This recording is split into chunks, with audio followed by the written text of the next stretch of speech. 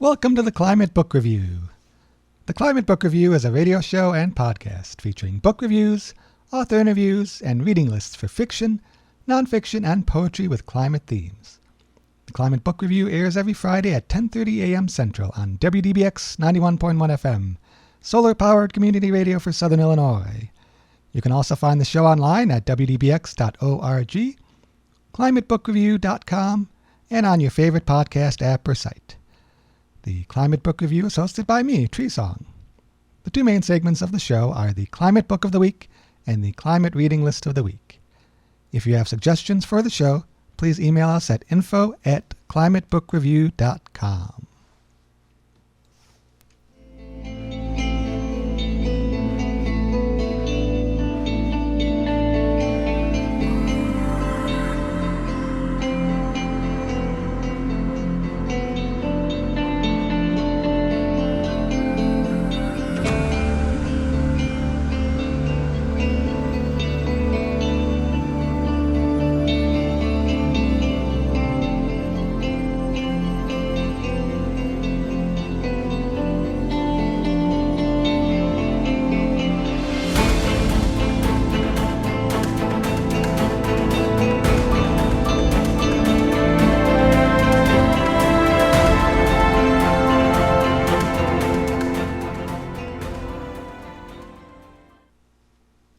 This week's Climate Book of the Week is Metamorphosis, Climate Fiction for a Better Future, edited by Grist.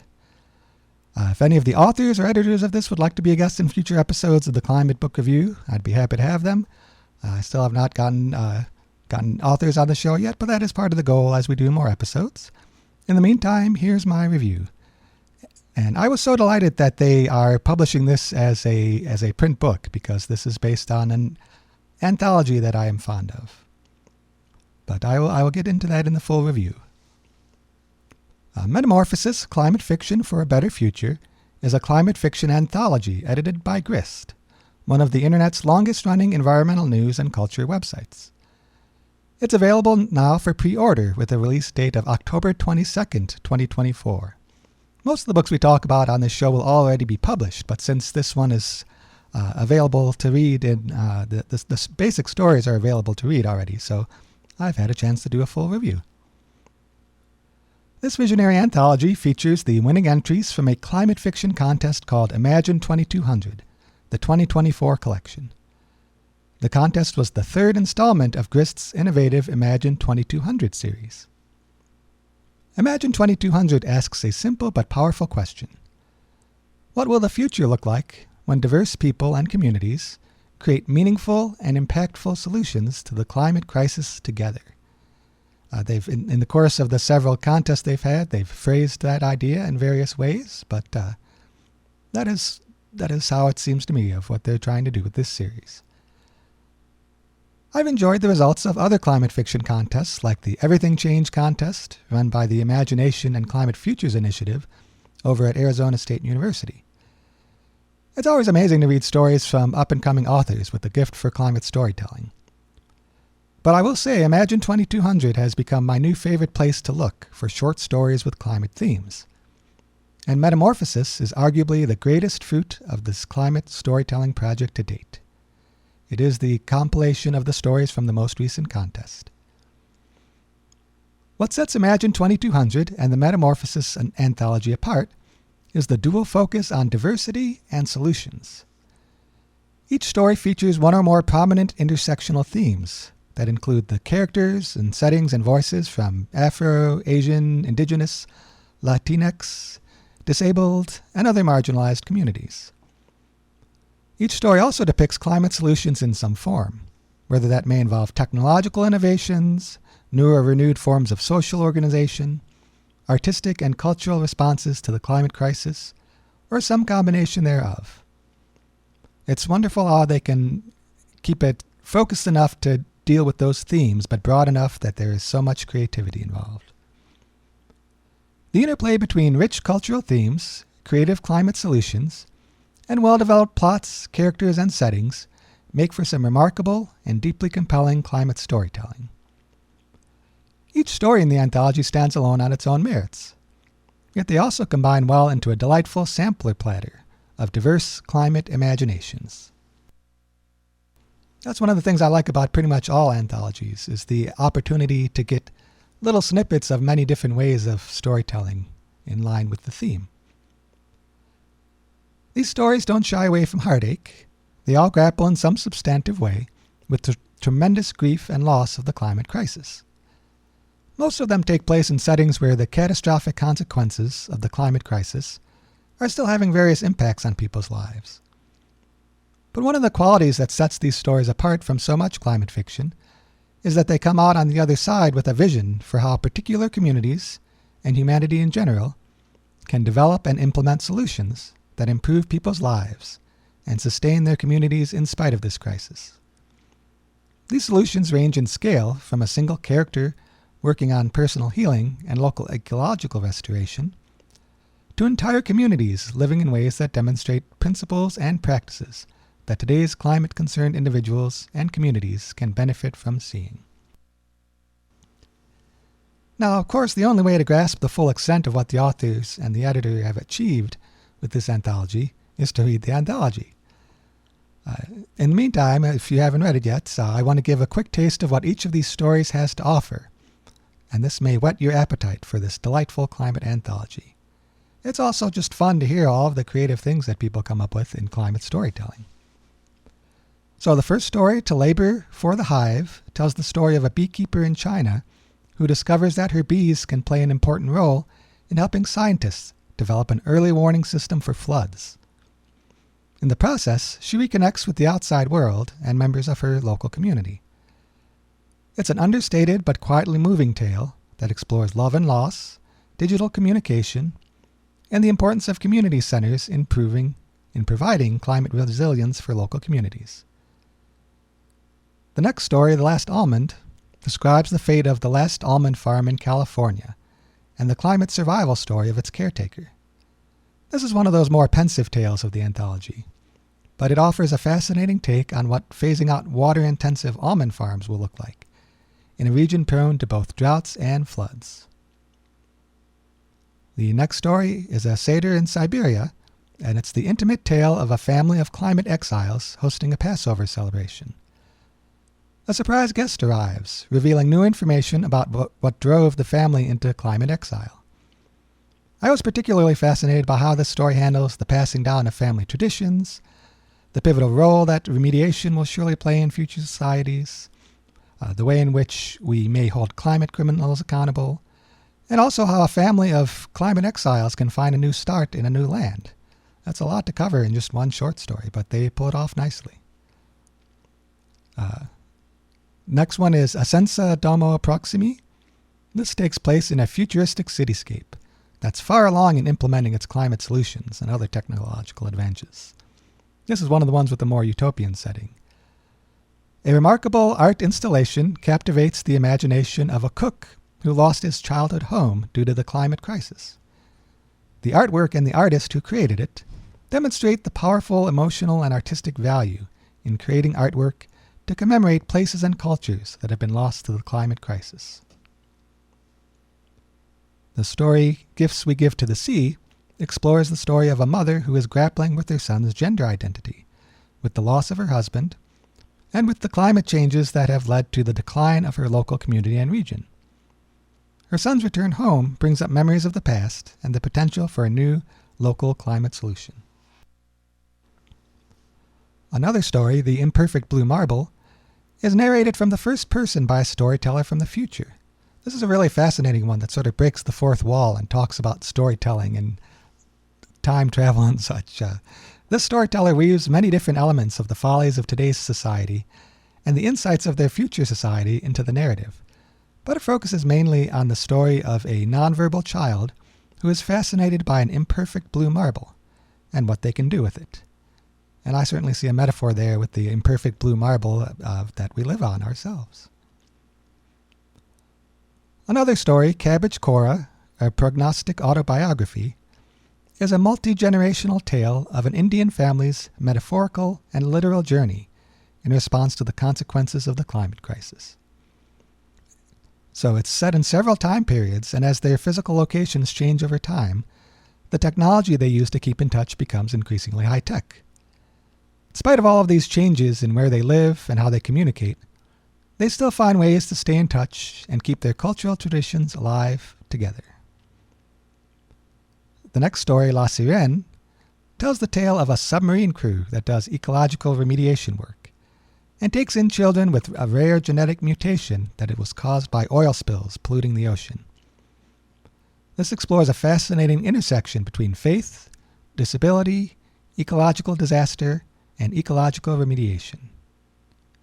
Another one of those stories that packs in a lot. That's one of the things I like about this anthology is each story just has several different elements together in one that are quite amazing.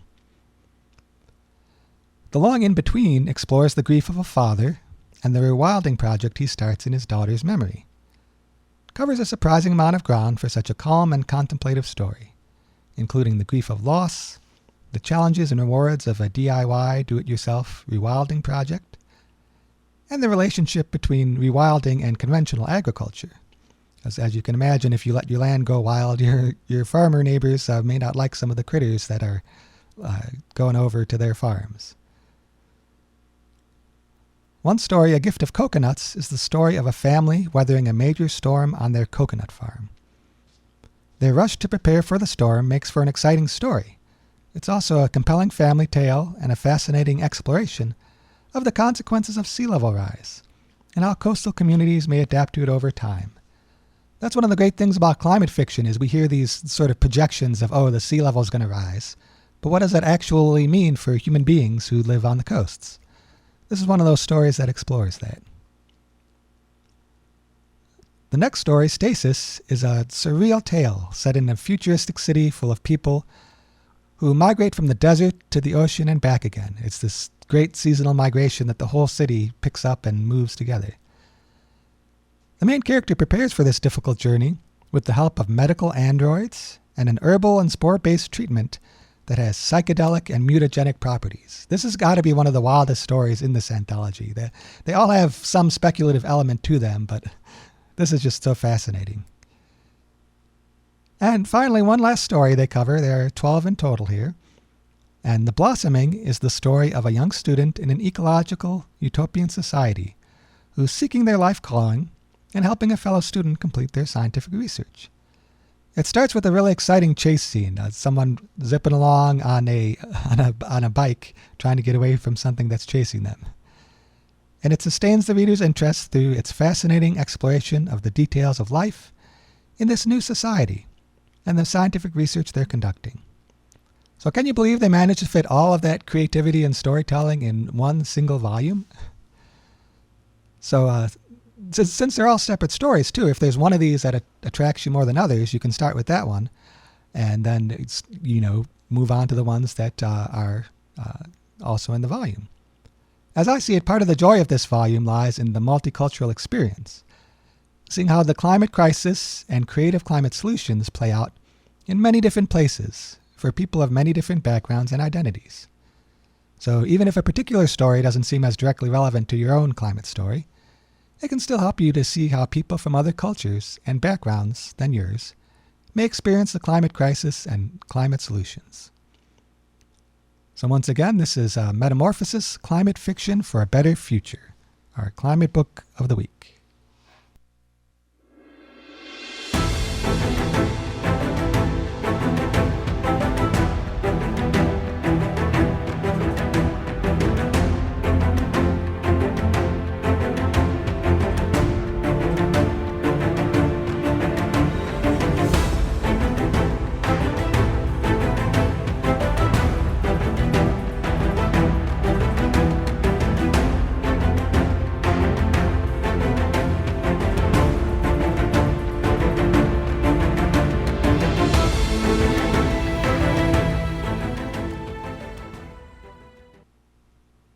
Now it's time for the climate reading list of the week.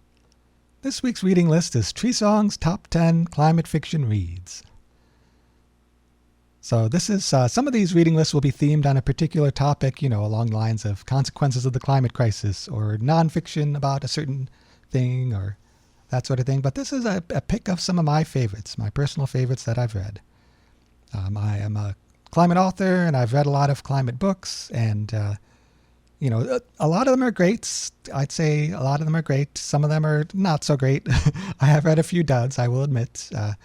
But I do, it's hard to pick a top 10, but I have picked a top 10, and this may change over time. So I would like to mention these 10 titles and share them with you, and explain a little bit about why they made the list. These are all titles that moved me in some way. Either they're just such a deeply moving story in their own right, or they explore some aspects of the climate crisis that aren't explored much elsewhere. So let's start this list. First we have Parable of the Sower, and I would also include its sequel, Parable of the Talents. Count them as one item here. This is by Octavia Butler, and it is such an amazing tale. It is prescient. It is, it was in the 90s, she was sitting around and envisioning what life would be like about now. And she described wildfires, she described political unrest, she described a lot of the things we are grappling with.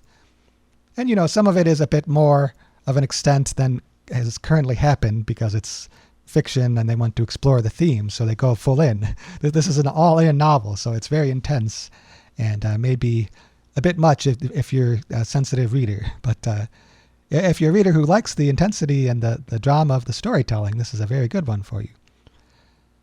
And it explores, part of what I love about it is the climate crisis is just a part of it. It explores racial justice, it explores class issues, it explores justice for climate migrants. I mean, there's probably almost any theme related to climate I could give you that it is in this book. And she managed to fit it all into one volume. Gender and climate as well. It's just such good reading. Next one on the list is Ministry for the Future by Kim Stanley Robinson. This one, part of what is fascinating to me about this one is that it explores this idea of you basically have this powerful international agency that is trying to intervene in things to improve the course of the climate crisis, so that you try to accelerate climate solutions and ramp down the fossil fuel use and all that. And I don't even necessarily agree with all the solutions they present in the book, because if you've read Kim Stanley Robinson's work, he's a very sort of heady intellectual writer and crams in all of these concepts that it's not for everyone. It is a little academic at some points. You've got characters talking about financial solutions to the climate crisis and such. But there's enough action in there, definitely enough action and character development and such to make that part compelling and to carry you along for all of the random tangents into climate policy. That's part of what I like it, is it explores some key policy questions in a fictional context. I would say similarly for New York 2140, which is also by Kim Stanley Robinson. Next item on the list. It explores what New York looks like in the year 2140. And the ocean has come in and taken over parts of the city, but they've adapted to it. And rather than part of what I love about it is that New York City is the main character, in my opinion. There are all these human characters running around, but the city itself is the main character, if you ask me. And it also explores all of these solutions. Like, instead of saying, oh, New York has gone underwater, oh well, it's doom. New York is still a vibrant city in 2140, in spite of the fact that water has come in over parts of it and things have changed. So yeah, New York 2140, Kim Stanley Robinson. We also have Termination Shock by Neil Stephenson. That was a really fascinating one where a billionaire decides to inject sulfur into the atmosphere to solve the climate crisis. And then there's this big political struggle over how exactly to handle geoengineering, all of these colorful characters involved. It's a great story. The Water Knife by Paolo Bacigalupi is just this intense spy-type tale about water rights out in the Southwest. Like, if you've been following the news, you may know that the fate of water in the Southwest is already a big deal. But this is set in a future where it's gotten even worse, and they send out spies to sort of cut off water from other places and find the water rights so that a new city can control the water and all that. Next item is one I've already mentioned, Metamorphosis, and its predecessor, Afterglow, which is also based on the Imagine 2200 series. Then there's Everything Change, which I mentioned in passing. This is a series of anthologies based on climate fiction contests. And this one doesn't have the solutions focus, but that also makes it so that you can see a lot of the more if you're looking for those destructive, like the world is ending sort of stories, it's got some of those in there, climate dystopias. Loosed Upon the World, a similar thing. It's before there was more of a focus on climate solutions. It explores a lot of the climate catastrophe that has been loosed upon the world. Then there's Blackfish City, which is a really quirky, interesting one set in sort of a far future where climate collapse has happened, there have been climate wars, and they've got this human-made city up in the Arctic that is where it takes place, Blackfish City. And then there's Flight Behavior by Barbara Kingsolver, which this was the first book that I read that was a, sort of a mainstream literature take on the climate crisis, because it's really a story about a couple of characters having their life dramas, but it intersects with the climate crisis because one is a climate scientist, and there are these migratory butterflies involved, and it's a really good example of how you can take themes of climate and weave them into a literary tale that any fans of good literature would pick up just because it's a good tale. So yeah, that is my list, and you can get more information on that list at climatebookreview.com, or you can email me at info@climatebookreview.com.